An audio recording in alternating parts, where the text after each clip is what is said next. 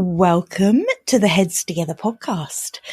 Oh my goodness, I am so glad you're joining me this week because we've got a Rebecca Gunter takeover. So basically this week the tables are turned on me and Rebecca's coming on. Those of you who don't know, Rebecca is a client of mine. She's an incredible brand strategist. She's the most amazing copywriter I've ever known. And she is also my dearest bestie across the pond. So Rebecca is coming on to interview me. So this is so funny. The tables are completely turned and she's going to be talking to me about positioning statements, how I've used them in my business ever since Rebecca first taught me about the whole concept of positioning. I was so green when I started this business that I didn't even know about positioning. So everything that I do now with positioning, which is such a fundamental part of my business and of the work I do with my clients, really has come from Rebecca. So this week, she's interviewing me about the ways I use my positioning statement within my business and also how I see it fitting into an entrepreneur's overall timeline when it comes to creating their business model, their marketing, their strategies, etc. So I'm not going to steal any of her thunder. Let's go. Welcome to the Heads Together podcast. I'm Jill Mokes and I am obsessed with cutting through the noise when it comes to growing your business. Each week via intimate coaching conversations and inspirational stories, I share what it really takes to get the results you want in a way that feels right to you. I am all about attracting higher ticket opportunities, building authentic relationships and creating the abundant, full fat version of your dream business. I mean, how many of us have beavered away creating a light version of what we really want? The thing is, I honestly believe when you're outstanding at what you do, there is no limit to what you can achieve. So, are you ready to put our heads together and make it happen? Let's go.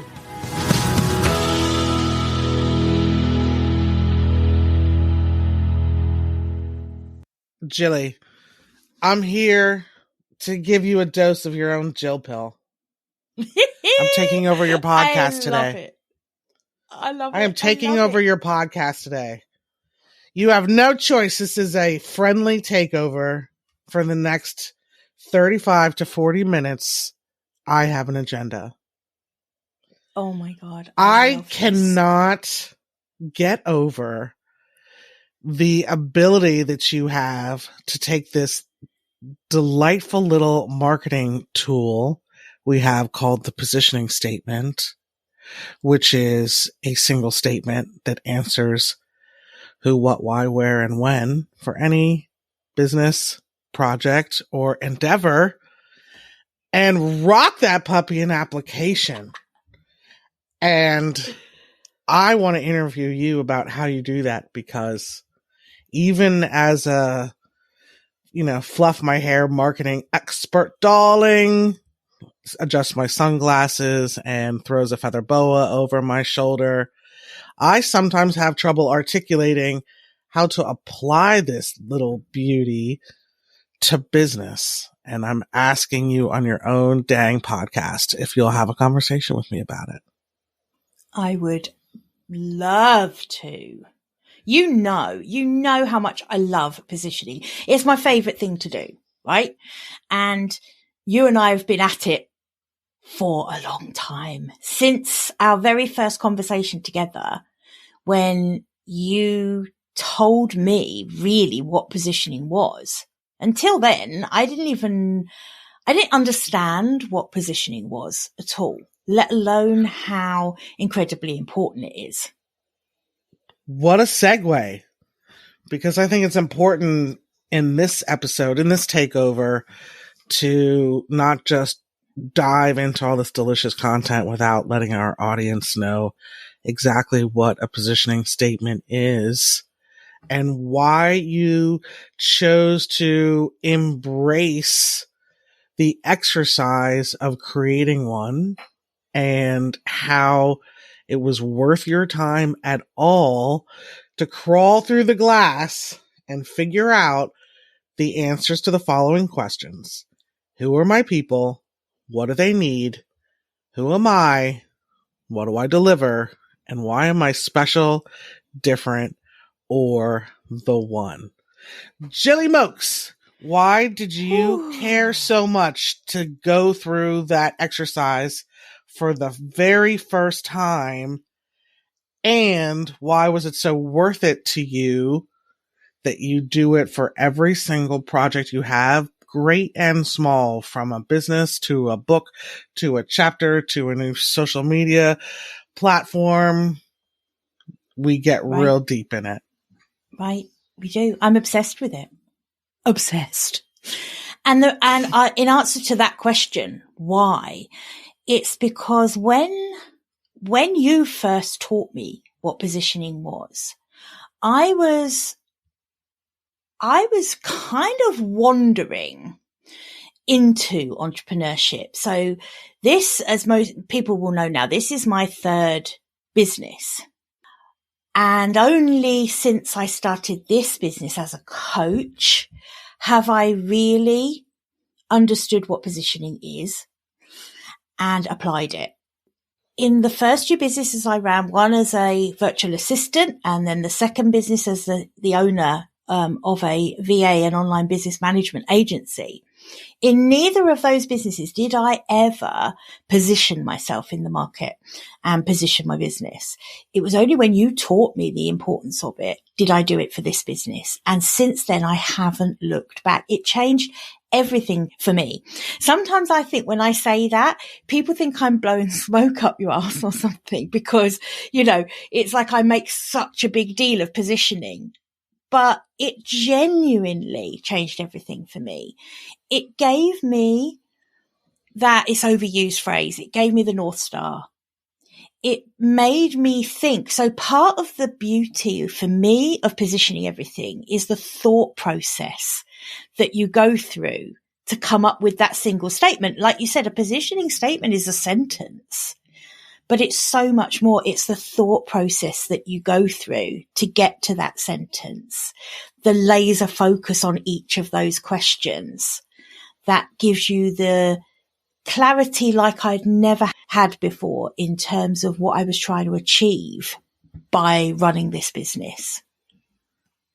Put positioning in context of business development and planning overall. Is this, in your opinion, a marketing tactic? Is this something that's really part and parcel with branding? Or is this business planning? Is this growth development?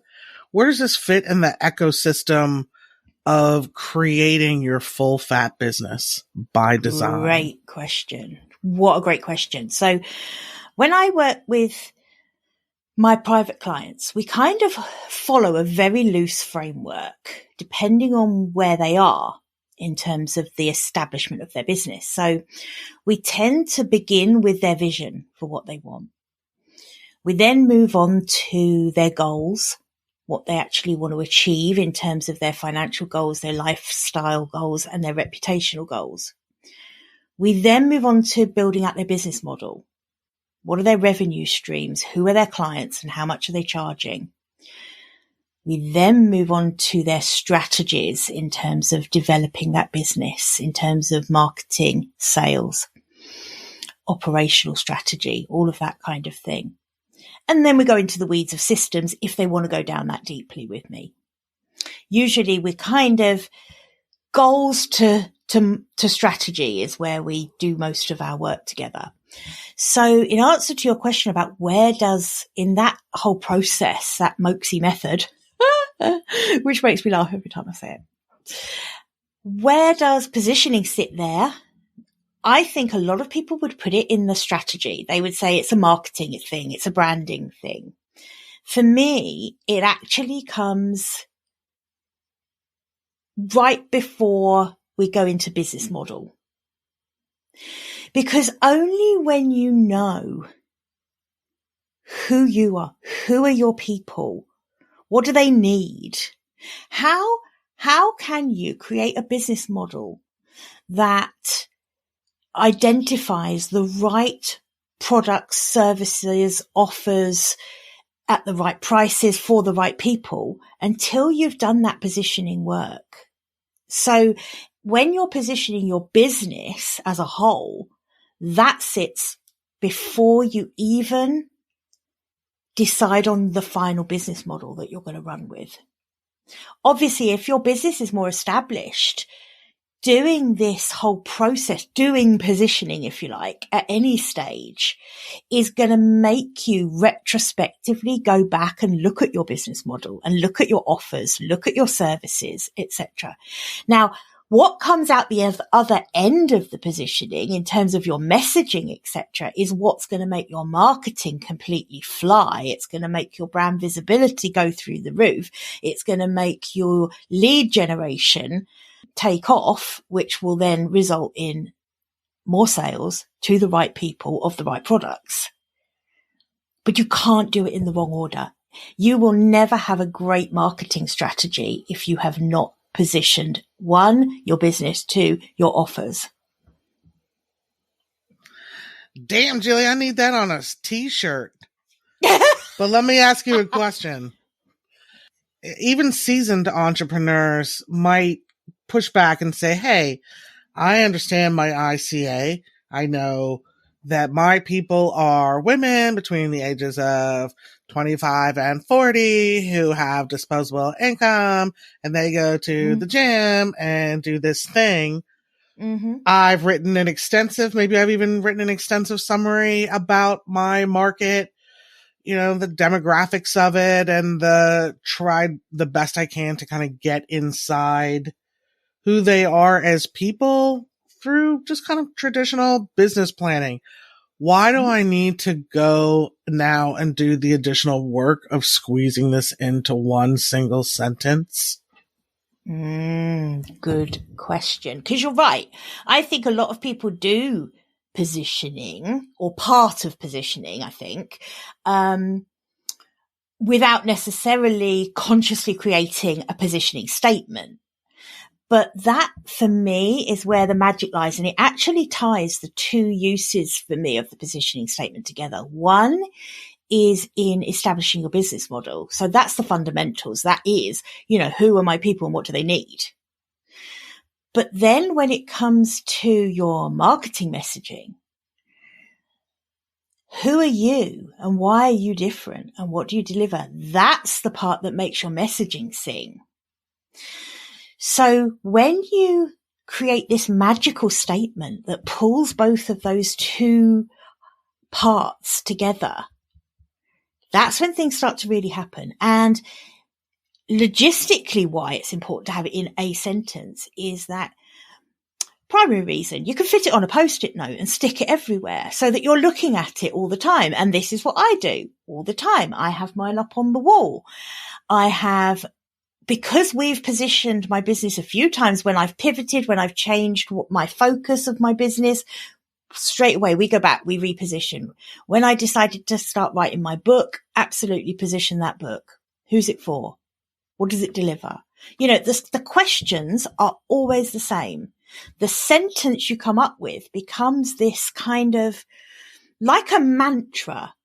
And I can still say that the messaging I use today in my marketing absolutely pulls invariably from one positioning statement or another that I have peppered around. It might be positioning around a product. It might be positioning me, my business, whatever it is. But there are lines I pull from that. And there are little mantras that I have from it. Yeah, I freestyle it. And freestyle it. Absolutely. My positioning statement as a whole has never been read start to finish by anyone other than me and you. Because that's not the intention of it. It's an internal thing. It sort of guides everything, but it's not your bio. It's not something you just replicate out.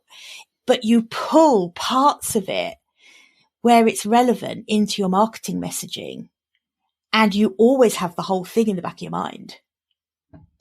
Freestyle it right now. Freestyle some of your positioning that you use every day. Right. Okay. So, all right. Okay. So let's say someone is asking me for my thoughts around entrepreneurship. That's easy. I believe that when you're outstanding at what you do and you're brave enough to do things your way, then you deserve a life of infinite possibility. That is the because part of the end of my positioning statement. And it's truly what I believe. But to get to that sounds so simple. It sounds like, oh, well, they probably came up with that in an instant. No, because here's the thing. It might not land with everyone as being groundbreaking or life-changing. That's that little part of my positioning statement. But it is for me. And that's what matters. It's how that positioning statement makes me feel about having that clarity around my business and what I do and why I do it.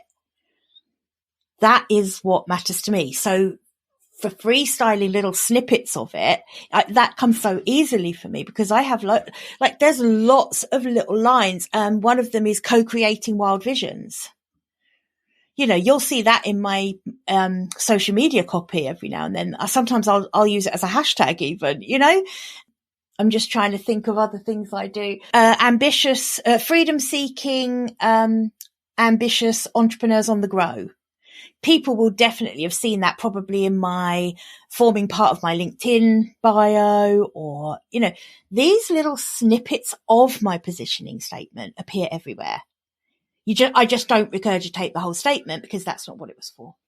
And then what happens? That sounds great. You have a big bag of candy that you can pull from when you're writing your own copy, but how does that impact your bottom line, or how does that impact the growth and success of your marketing campaign or your business itself? Oh, that I can answer that so easily. Personally, it means that I can create content pretty much effortlessly and on demand because I have this bank of positioning, this bank of things about me and my business and my offers and things about the people I serve that are consistent. They're all called out in my positioning statement. When I go to create a piece of content, all I've got to do is think of one of the little aspects of my positioning statement, and I can spin off from that 20 pieces of content if I need to. Or I think this is what it is. I never feel like I'm starting from scratch ever when it comes to my content. I never feel like I'm starting with a blank sheet of paper. And sometimes I think, and I've had clients say to me before when I've talked to them about this, and they've said to me, oh, but I'm really worried that I'm going to just sound really repetitive if I keep saying the same thing.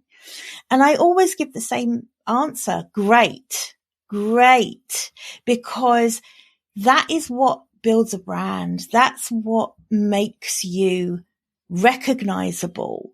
And please don't sit there and think that every single person out there sees, hears, watches every piece of content you create, because they don't. So whilst to you it might seem like you're repeating a lot of the same messages, actually for everyone who consumes your content, it's way fresher than that. It doesn't come across like that.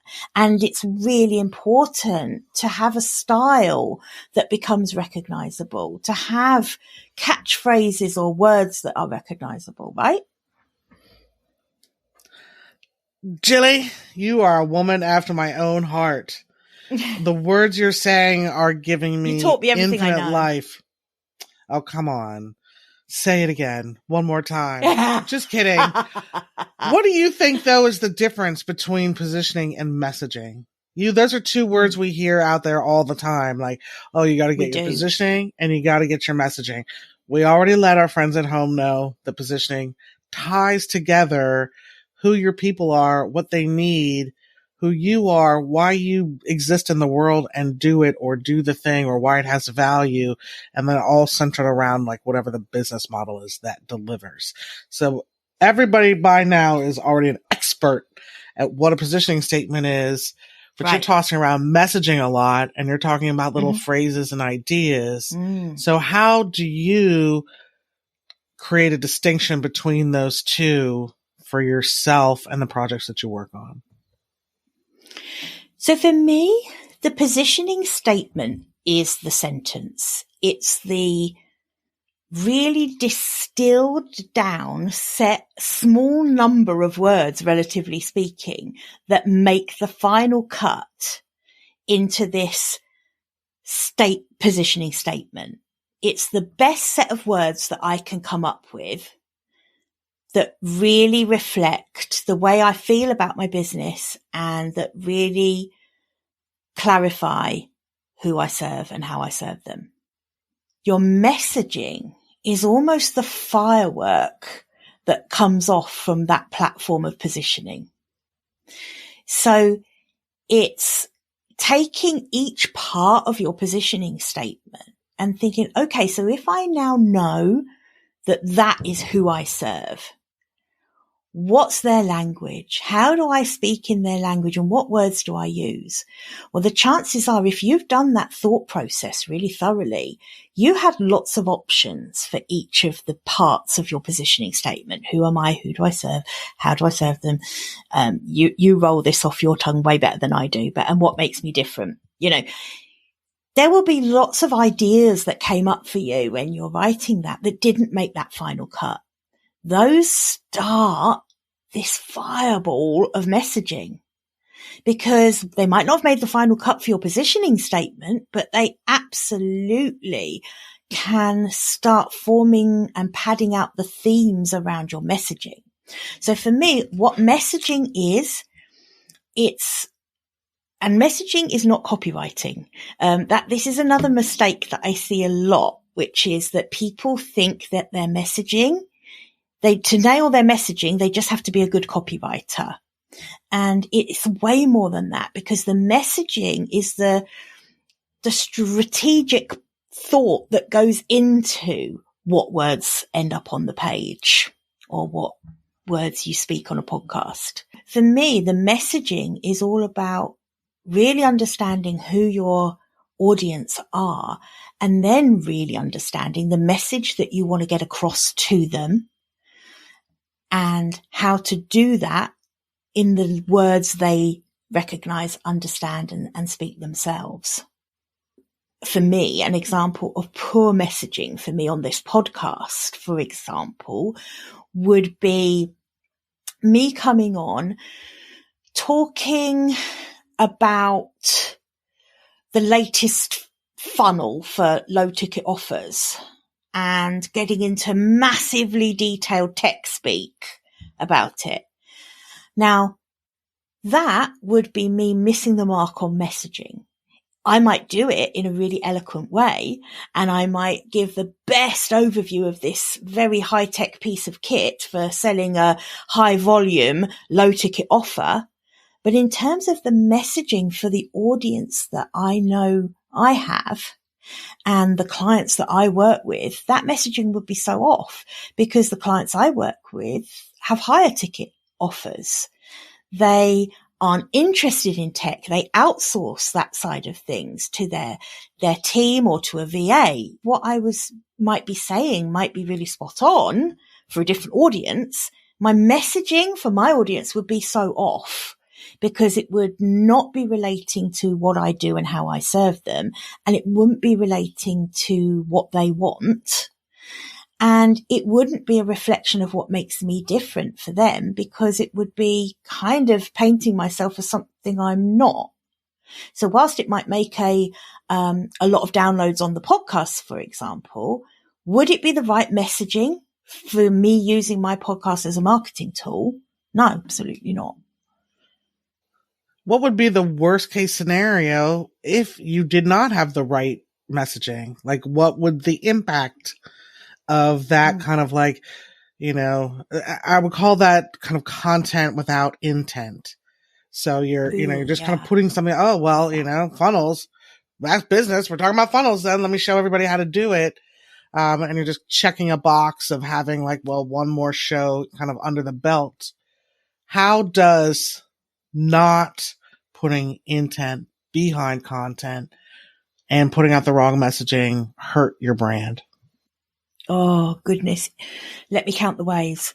I think predominantly you will either attract no one, or you will attract people who are not the clients that you want to be working with, or even not the pre-clients. So quite often the episodes I do now, are for my podcast audience is slightly different to my private clients. So some of my listeners I know are people who would fit my ideal client profile. Some of my listeners are probably people who are coming up behind, but that's their goal, is to be an entrepreneur with their own business, someone who is focusing more on a higher ticket offer rather than a very automated low ticket passive income type of model. So those people are coming up, and I get that. I have a spectrum of audience listeners. If I put out messaging that is not related to any of those people, that's not related for where those people want to go, I'm going to be attracting the wrong people into my world. It means that people applying for a breakthrough session with me are going to not be the right profile of people that I can help. Because that's the thing we need to remember as well, is that there is a reason that we refine our marketing and our messaging so that we speak to the right people. It's because it's not just for this selfish reason of, I only like to work with such and such a client profile. It's also because we can't help everyone. I am definitely not the right coach for everyone. Definitely not. So I need to make sure that my messaging reflects who I am and what I do and who I am a good coach for, rather than trying to scoop up everybody into my world, because we know that doesn't work. We know it doesn't. First of all, I just want to say publicly, you are the coach for me. So you got me in your big butterfly net. And you are my wonderful client. Oh, indeed. But you're really going in a direction that makes Mama happy, because I think you're touching on something very, very powerful, that positioning can kind of help do the inner work almost of your entrepreneurial self when you identify who it's for and what they actually need. Yeah. Because when we kind of come to the table as, well, I'm for everybody who just kind of needs somebody to help them run their business. That's a mindset, an entrepreneurial mindset that's toxic, I think, that you're so afraid of turning other people off that you just become kind of like this, manila presentation that no one can really connect with in any kind of way, but it requires a sense of bravery, self-confidence, self-awareness, moxie to position yourself as, I'm really only looking for this very specific kind of client because that makes me happy. And I think the reason that particularly women fall into is second guessing whether or not you deserve that kind of client yet. If you don't have to pay your dues, if you don't have to continue to work with shitty clients for 3, 5, 7 years until the kind of client you actually want to work with thinks that you're viable, credible, capable enough to buy into what you do. But by that point, you have 3, 5, 7 years worth of messaging that I'm for anybody. So you'll never actually capture that client. And if you take the brave step to just kind of like use positioning to plant your flag, to declare to the world, hey, these are the people that I am for, it requires a level of self-confidence that absolutely, if I had a magic wand, I would bestow upon everyone within the listening footprint of this podcast. Oh my goodness. I could not agree more. And I have to say that I think it's a conversation I have with every client around niching. And I think that niching has become this kind of word that people really hate. They don't want to niche down.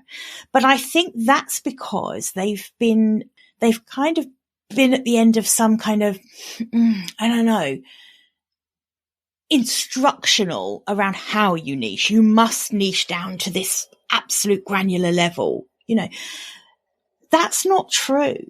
What your positioning statement will do for you is help you naturally niche down in a couple of different ways, because it will help you realize that you're not the whatever you do for everyone. I have to stop doing air quotes on a podcast. It's ridiculous.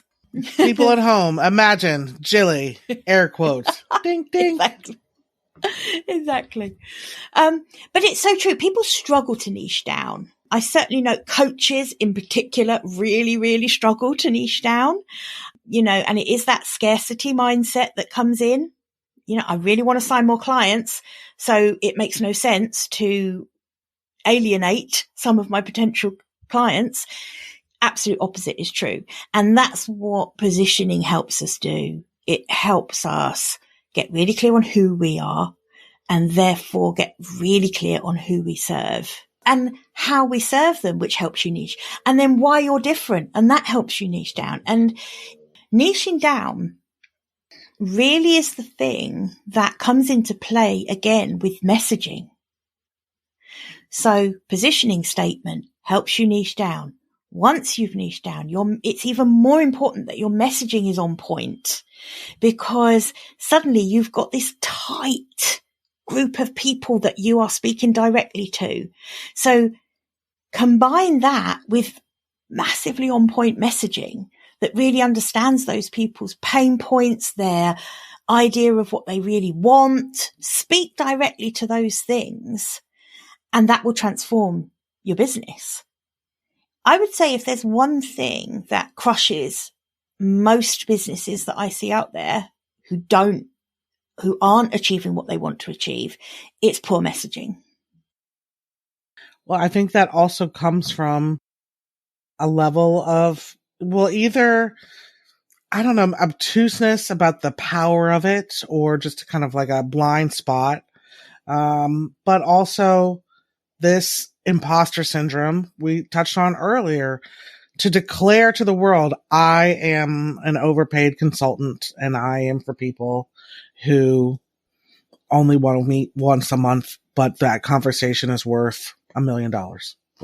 Whatever your presentation is, to come out and be like, I am for that.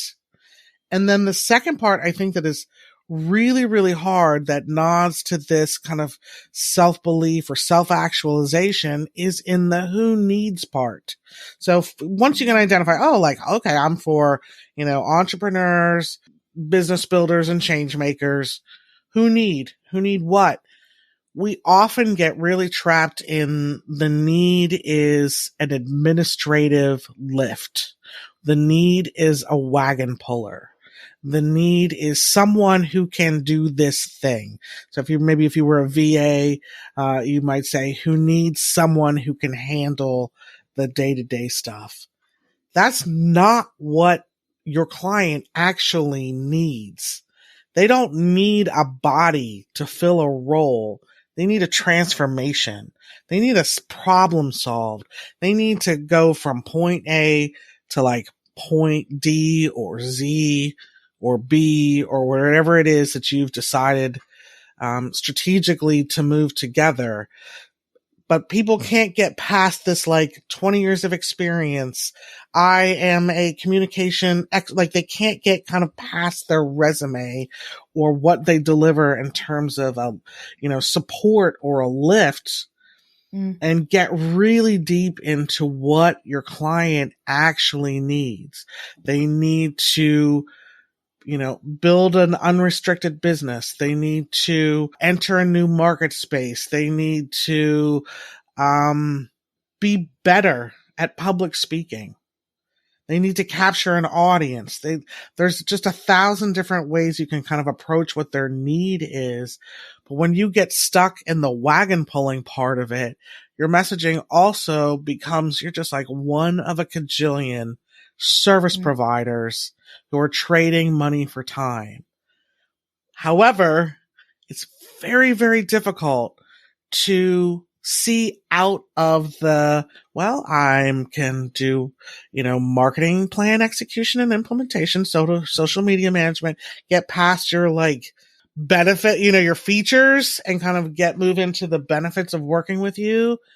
And positioning can really help people unpack what that is, because that checks that box already. That delivers the one-on-one workshops, that delivers the, consulting, that delivers the graphic design, marketing asset development, etc. So filling in the who need part is very, very powerful, almost as powerful as because only.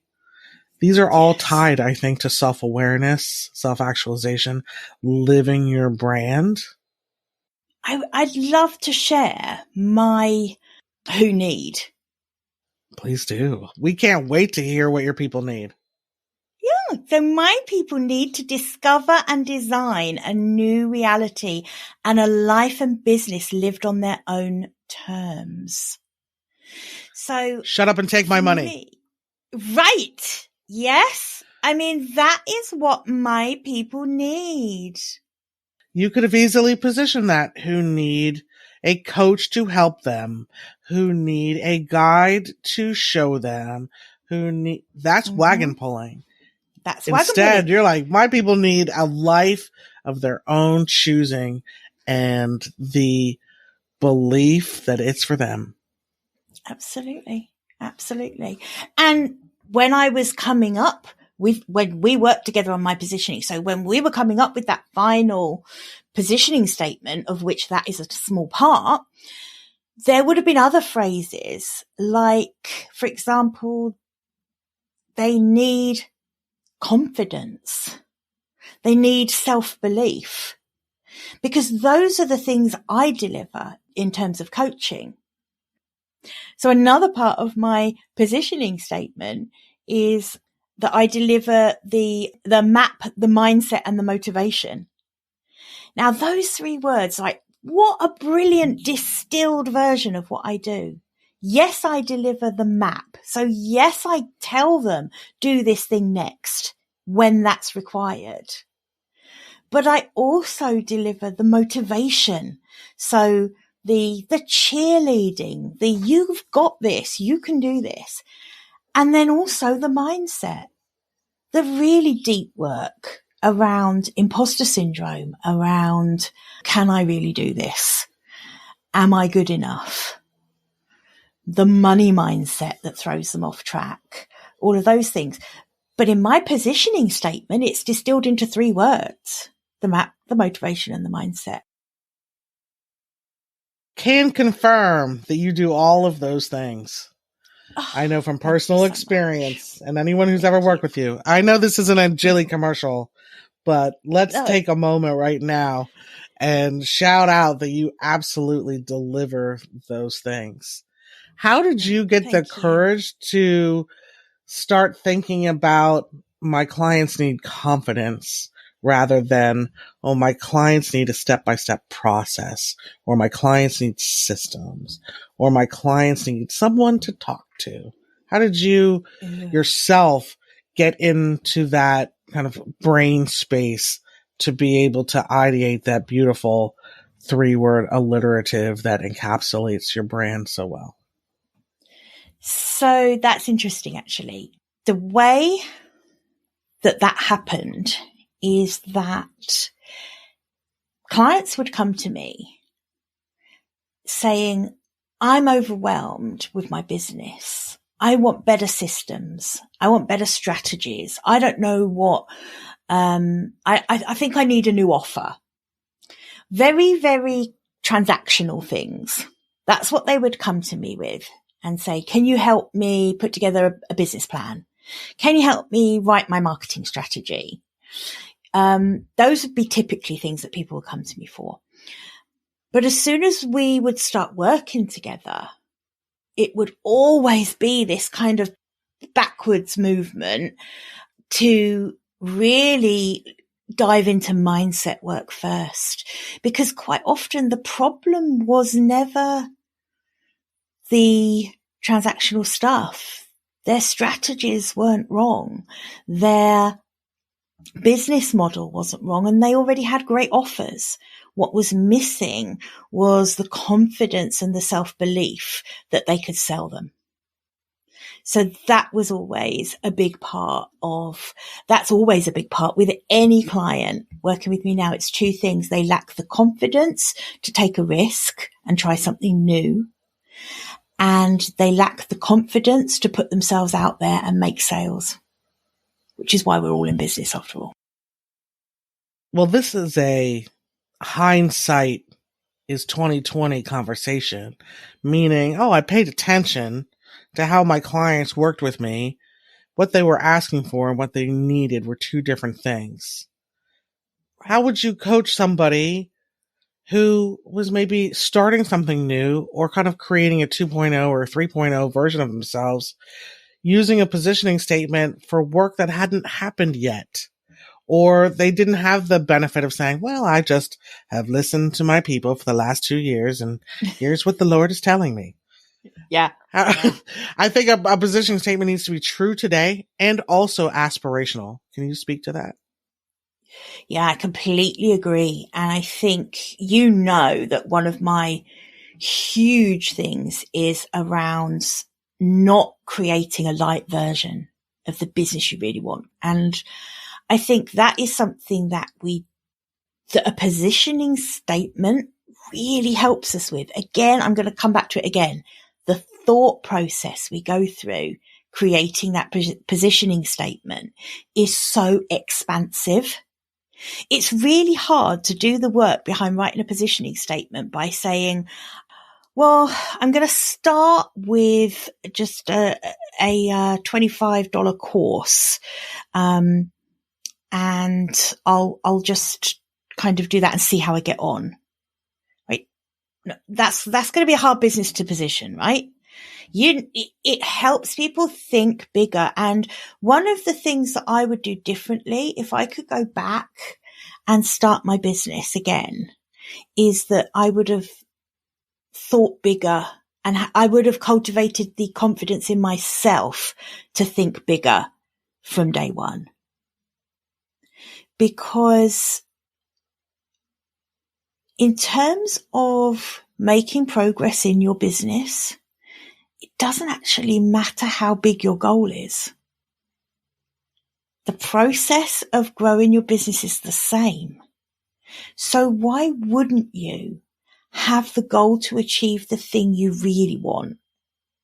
It might mean your path is longer, but in terms of getting your positioning right at the beginning and doing that foundational work, you're going to be so far ahead of everyone else in your industry when it comes to growing the business you really want. You're going to be so far ahead. You're going to have so much more clarity than I'm going to say probably 90% of businesses have. Particularly at the moment where we've got so many new entrants into the entrepreneurial arena. I think if you do this create a positioning statement and get crystal clear on your messaging.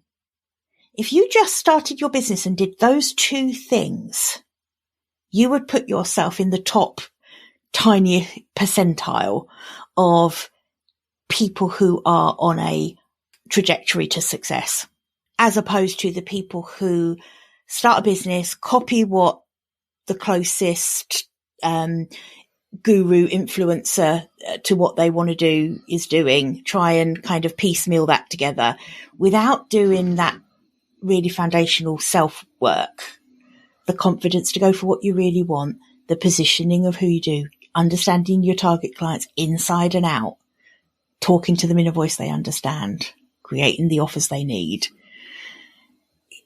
To me, I have to be careful sometimes, because to me now, I cannot imagine doing a new project, like writing my book, launching this podcast. I cannot even imagine how anyone would start to do one of those things if they didn't position it.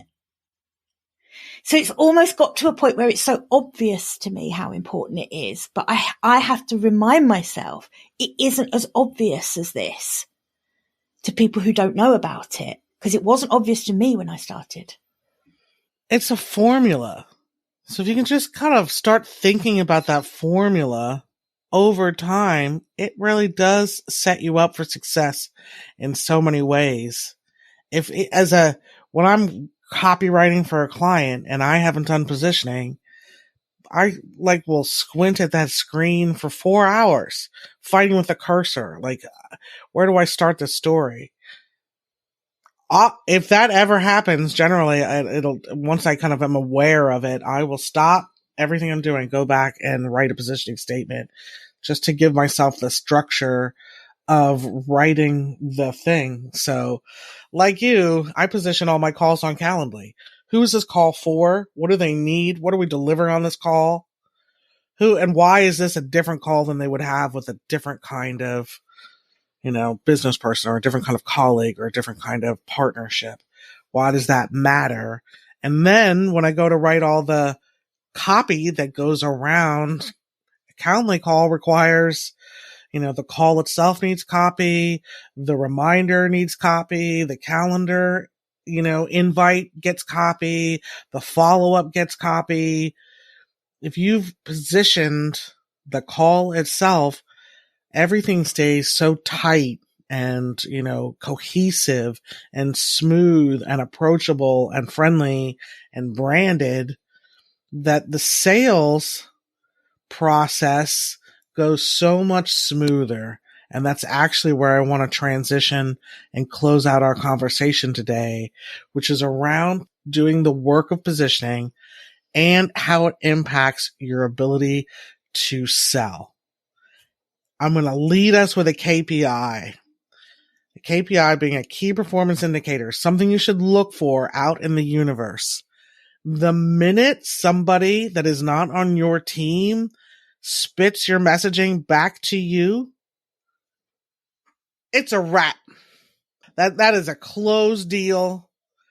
Whatever your ask is, whether it's to be referred to someone, if you're putting forth a contract, if you're trying to get an appointment, the minute the other person on the phone or the Zoom call or the email says your words back to you, that is a wrap on the kind of life cycle of a message. Your thoughts? Yes, and yes. I can still remember the first time that happened to me. So one of the things that I say to my clients all the time, and I say it in messaging, it's about making smart decisions. My mantra around when I'm thinking about my own mindset in business, and this is one that came up for me with money mindset. So I say this all the time. If I make smart decisions, I will always have enough for any circumstance that the future throws at me. I just got to make one smart decision after another. And I can still remember a client once on a call saying to me, well, a coach I once knew once said to me, I just got to make smart decisions and I'll have everything I need. And it would just blew me away. It's happened a lot since then, because for that very reason that we said before about keep using those phrases, keep using full fat business. Don't create a light version of what you want. Freedom seekers, entrepreneurs on the grow. I have a lot of words I use over and over again in my messaging and marketing. And I'm never going to not do that for fear of being repetitive, because it's so powerful when people speak it back at you. it's sort of like, it's a great feeling. Looks like I've made it. That's what it sounds like to me. I love it. Well, and I can't let us close out. I know this is your show today, but I can't let us close out without just, as I always have to thank you so much for this, because again, it sounds like I'm gushing, but honestly, the power of the positioning statement is second to none for me. I'm not over egging it, people listening.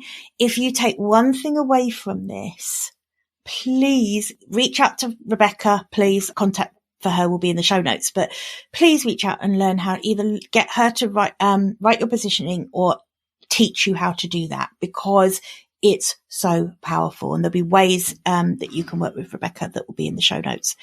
It will change everything for you, especially if you're someone who knows they need to niche down, someone who knows that their messaging could be better, whether it's a Facebook ad, whether it's a social media caption, whether it's a blog post, whether it's a podcast episode.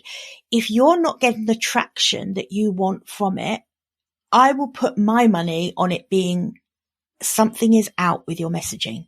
And until you have done the work for your positioning, you're never going to nail your messaging. First of all, this is a co-creation space and a joint adventure. Yes. So there's no stepping on any toes here. And of course, it feels so good and fills my love tank to hear. And I absolutely encourage folks to reach out to me. I have so many resources to share to help folks be able to craft a sentence for themselves. Whilst I so appreciate the plug and can absolutely help folks in need to have something professionally facilitated, I don't think it's something you need to have a professional brand strategist develop for you. In fact, it's not sustainable if you're creating one for a Calendly call or a new podcast or even just like a workshop. I'll position them, as distilled down as possible because the answers to the questions are still true. So understanding how to do the formula is very, very important, and you can do it on your own, except it's really hard to do on your own. So if you can't, enroll some professional services, then I encourage you to find a colleague or some other folks that you can brainstorm and work through this with, because there's just a perspective there when you've got, a couple of different people to help you through the process that's just kind of unparalleled. It's important, I think, to get that kind of feedback on a positioning statement until you get great at it. And then, keep on rocking the world. But sometimes this kind of thing needs just pull yourself out of yourself enough to get to the deep, deep work. And you can do it on your own. But I am also here. Yay. Number one, you have some great resources on this, which I'm really hoping you'll share with our audience. And so maybe they could opt in for that in the show notes, which would be super. Yes, because they could go to RebeccaGunter.com/heads together. Perfect. Let's say that one more time. You could go to RebeccaGunter.com/heads together. RebeccaGunter.com/heads together.